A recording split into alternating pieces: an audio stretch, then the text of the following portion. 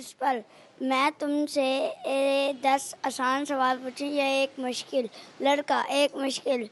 Principal, बताओ दिन पहले आता है या रात? लड़का, दिन। प्रिंसिपल, वो कैसे? लड़का, सॉरी सर, आपने सिर्फ एक सवाल पूछने का कहा था। बच्चों का सबसे पसंदीदा मशगला अपनी पसंदीदा कहानियाँ सुनना है, लेकिन आज टेक्नोलॉजी की दुनिया में जो कहानी दादी और नानी अम्मा सुनाया करती थी, इनकी जगह टेलीविजन और स्मार्टफोन्स ने ले ली है। लेकिन मुल्तान के इर्तिका ऑर्गेनाइजेशन आज भी कहानी की इस पुरानी रवायत को जिंदा रखे हुए है। अब से 150 साल पहले तक भी कहानी बहुत ज़ोर शोर के साथ, तवातुर के साथ, मुसलसल इस्तकामत के साथ सुनाई जाती थी और बच्चे दिलचस्पियों वाली कहानी सुनते थे। उसमें जिन्नों की कहानियाँ होती थी, परियों की कहानियाँ होती थी।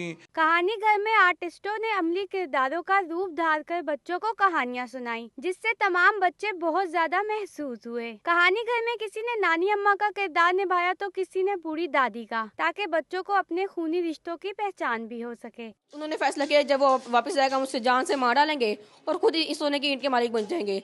जब वो शहर गया खाना लेने, उसने खुद तो खाना खा लिया। उसने कहा मुझे तीसरे हिस्से में क्या मिलेगा, क्यों ना मैं इन दोनों को मार दूं, मैं खुद ही अमीर हो जाऊंगा। तो उसने अपना खुद तो खाना खा लिया, लेकिन साथियों के खाने में जहर मिला दिया। कहानी घर में 6 साल से लेकर 14 साल तक की उम्र के बच्चे मौजूद थे, जो अपनी पसंदीदा कहानियां सुनते और सुनाते दिखाई दिए। कैमरामैन अरशद गुजर के साथ अलिशबा आसिफ, मुल्तान।